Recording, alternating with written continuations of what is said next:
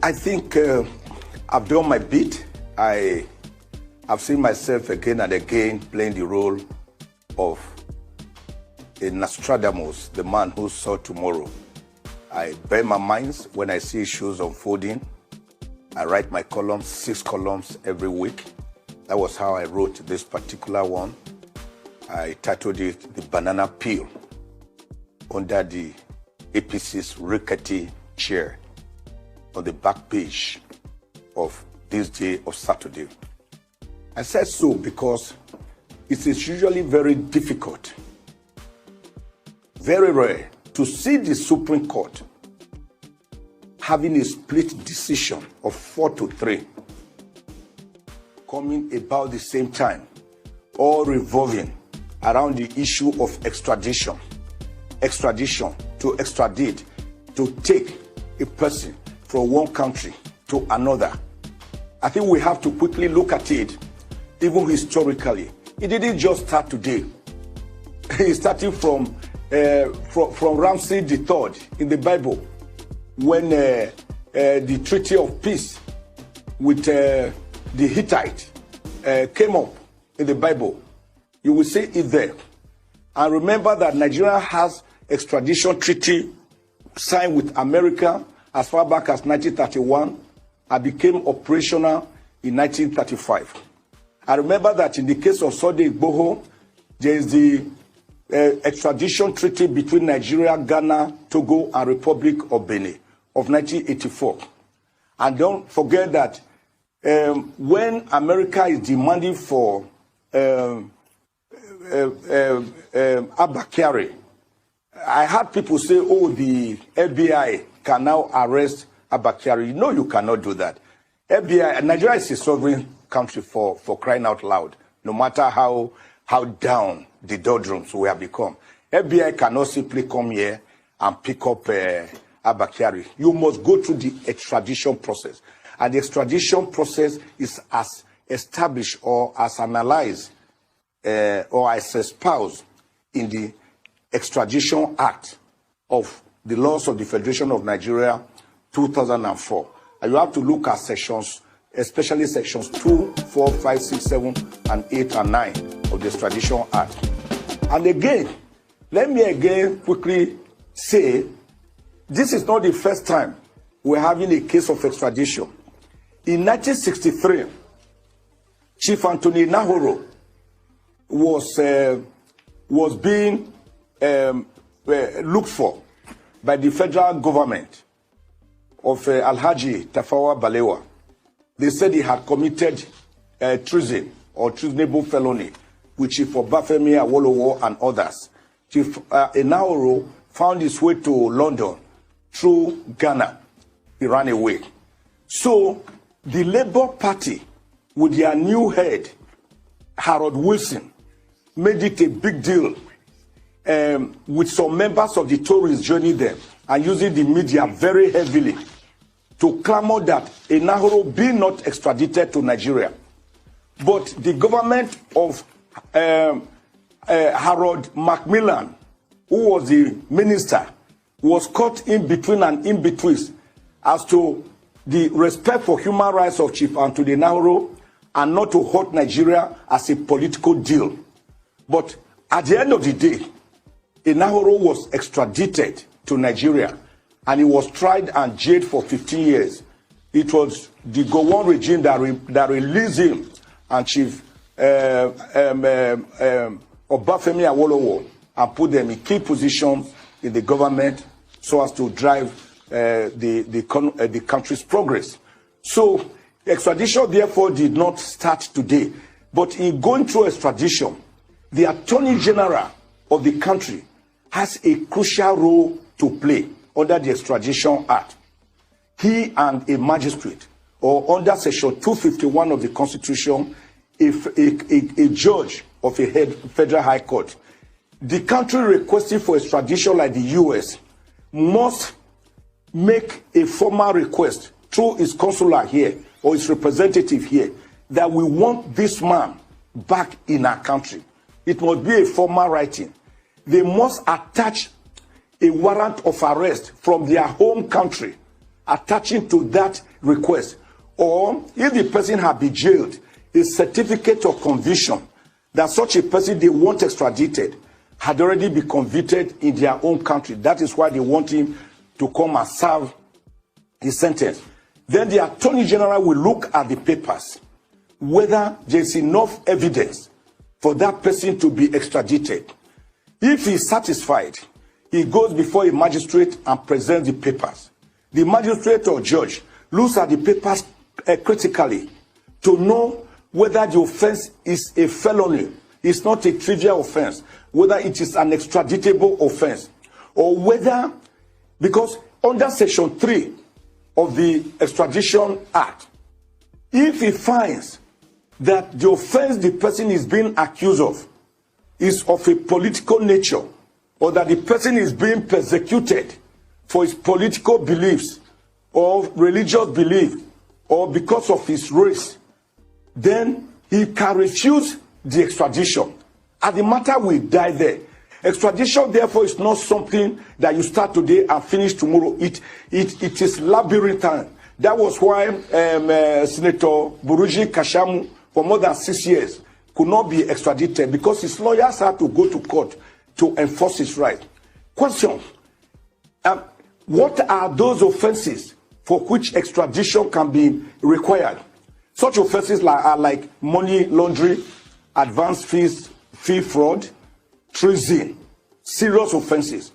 But certainly not offenses, for example, like when you are asking for self-determination of your people, which is recognized by Article 1 of the United Nations Declaration of Human Rights of 1948, and also recognized by Article 20 of the African Charter on Human and People's Rights. And you cannot be extraditing a person, for example, like Sunday Igboho, if he has run to Republic of Benin to seek asylum, which is recognized by Article 12 of the African Charter of Human and People's Rights. So the extraditing, the requesting country must show that the person they are requesting to be extradited is not being requested for on grounds of politics, or his belief in religion, or his activities as a human rights activist, that it is simply because he has committed a crime. And that crime must also be a crime in the country making that request. So it is not something that is just easy, as easy as that. So the case of Abba Kyari, therefore, falls into the category of extraditable offenses. But the American government cannot use FBI or CIA and come here and pick up anybody. The last time we had that happen, and it can never happen again, not in this modern world, I remember was July 1984, when Alhaji Umaru Diko was created and was about to be brought forcefully into Nigeria. He had been a very vocal critic of the government of then Major General Muhammadu Buhari as head of state, when he and others were being looked for in terms of saying, oh, they committed some financial impropriety during their time. So he ran to London. Although Israel at that time did not have any formal relations with Nigeria, diplomatic relations, the Nigerian government enlisted the help of Mossad to help them look for Alhaji Ibrahim Umaru Diko. And they went to Hyde Park area and started monitoring him. And when they saw him, they captured him, they drugged him, they put him in a crate like a diplomatic bag. But there was a snag. Section 21 of the Vienna Convention of 1961, saying all diplomatic bags must be carefully labeled and showed as diplomatic bags. So the London's courtyard and others became curious that these diplomatic bags were not so labeled. So they opened them and discovered that Umaru Diko was lying there in a crate, drugged, about to be deported to Nigeria or extradited to Nigeria forcefully. Come in here. So they took him back. That was what saved him. Was that the case of Nnamdi Kanu? How come Nnamdi Kanu, who found his way to Kenya, he was staying in London and other countries? How did they capture him? How did they bring him to Nigeria? The Attorney General did not tell us. He merely said he was intercepted with the cooperation of international people. Who were these people? Was it Interpol? Interpol has no right to just capture a person and carry him to his country by force. For God's sake, the world is not a jungle. It's not the Hobbesian state of nature where life was short, nasty, brutish, and solitary. Well, Dr. The world is governed by laws. And yes. Yeah, if I may come in here, we're beginning to run out of time. But two quick things. The first one, if you can be brief about it, and then you spend some time on the second leg. It has to do with what you call the booby trap that lies ahead with regard to the APC congresses. What exactly is that booby trap that you're talking about? That's one. And then quickly, there is Zaki case. Femi Falana SAN, who is the defense counsel in the matter, says that the Kaduna State government, going back to court to file an appeal or to present new charges of treasonable felony, is abusing the judicial process. You agree with him? You will recall that last week, Zaki and his wife, leader of the Islamic Movement of Nigeria, were both freed following the no case submission by his defense counsel. Those two issues. The booby trap is simple. The banana peel. Buni acting in dual capacity as governor of Yobe State, which is executive, and as the chairman, caretaker, and extraordinary convention planning committee of the APC, which is also executive.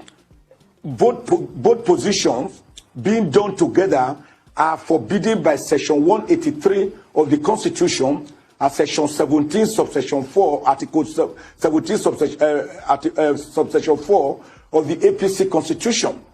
And the Supreme Court, mind you, the majority decision never said, never pronounced that they were right to have done so. They never pronounced that Buni was right, or that Section 183 or Article 17, subsection 4 did not apply. They merely based the judgment mostly on the fact that Buni, the center of the case, ought to have been joined as a party. And not being so joined, it means that Akeredolu must have it. So that is the booby trap. It means that those people who are aggrieved by APC convention, the various conventions or what you call it that were held yesterday, the various primaries or across the country, people can go and challenge them, and actions done as the minority judgment made it clear. He said all actions, all matters authenticated by Buni were null and void, and that they should take the consequences of their action because they have already decided to be guided by Article 17 of their political party, and they must therefore take the consequences that arise, that emanate from their own action. The minority judgment of 3, very lucid, very cerebral, was very clear about this. That is the banana peel. That is what I see as the problem that lies ahead. How they get over it, like we always say, time shall tell. On the issue of Zaki, I totally agree with my brother, friend, Alene brother, Femi Falana, that Zaki, who has been under torture, under incarceration since 2015, as soon as this government came on board, he's just being persecuted. When something leaves the realm of prosecution to being persecuted, it becomes abhorrent. Not only illegal and unconstitutional, it also becomes immoral. Zazaki, after 6 years since 2015 of brutal, excruciating trial, was finally released or had to be released by the High Court in Kaduna State with his wife just last week. But do you know what? About 2 days before the judgment, the Kaduna State government, apparently knowing or seeing the signs that they had not made out a case against this man, quickly prepared and filed fresh charge against this man and his wife so as to hold them down. You see, what I always tell these people is that they seem to forget that power is ephemeral and that it comes and goes like a bubble. That it is a case of soldiers go, soldiers come, but barracks remain. That they will not be there forever. You cannot keep a man and his wife away for 6 years, and after a competent court of law made them to regain freedom, you again use style, what you call artifice and design and devise craftily like a tortoise to keep them back by slamming on them fresh charge. There must be an end to trial. I expect my friend Femi Falana to go to court. One, to say it's an abuse of court process. It's outrage for acquit. It's the doctrine of double jeopardy. Having been acquitted, they cannot be tried for the same offense or offense similar. And if they appeal, they cannot file appeal at the same time simultaneously and be filing plea. Either way, the government will lose out to Zazaki. Let my people go. Let my people go. This government should let the poor people, the beleaguered people, the suffering people go. If they cannot be given food and shelter and safety, at least let them be. You cannot beat a person and tell him not to cry again. What has Zazaki done? If Justice Kolawole, more than 3 years ago, had granted the ruling, granted these people bail, he said, okay, if you say this man is so dangerous, I hereby grant him bail. Build a small house for him. Let them stay there. Post people to guard the house. What? If the Zazaki was of the majority Islamic faith, would he suffer that? It's because they see that his own faith is of the minority. Should Nigerian government get out, look at Section 10 of the Constitution, and get out of religious matters to know that the state shall not be interested in religious matters? Should they get out of all this Jerusalem pilgrimage, all this Hajj Mecca pilgrimage? What is their business? When we have no schools, when we have no water, when we have no roads, when we have no food to eat, when we have no shelter, when we have no security, when corruption is trotting about like a peacock, when we are the 148th or 180 most corrupt nation in the world, when we have become the poverty capital of the world, outstripping India, when security is we cannot go on our roads, we cannot drive on the road, we cannot stay in our homes, we cannot walk on the footpaths, Boko Haram, armed bandits, insecurity. What? We have never had this so bad, for God's sake. We have never had this so bad. Judge, let any Christian pick up the Bible, or any Muslim pick up the Holy Quran, or any atheist or idol worshiper pick up the iron, the Ogun worshiper, and say, I am better off today in Nigeria than I was in 2015. I will want the person to challenge me to a television debate, to be televised live, if possible. Bring CNN and BBC and all the stations in Nigeria. Let us look at all the indices from 2015 to now. 2015, when Nigeria was rebased as the biggest economy in Africa, with over $500 billion rebased economy, overtaking South Africa. I want to see the indices that any person can say we are not worse off today than we were in 2015. This government should guide this law. You see this thing on my table? And let me show it.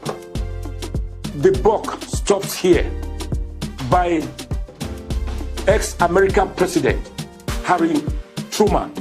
The president must accept responsibility. If he fails, they will say the Buhari government failed. If he succeeds, it will be said that the Buhari government succeeds.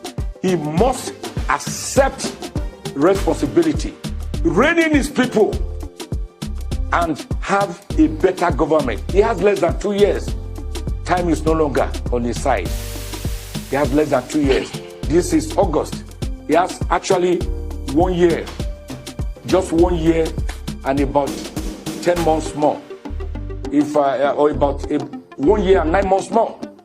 Time is running fast. What he does between now and then may still give him opportunity to leave his name in gold. But if he takes us to 2023, in this tattered, this battered, this wobbly, this groggy, this dudley manner that we are in today, I'm sorry. Very much. I'm sorry. Thank you very much. God bless Nigeria. For your time.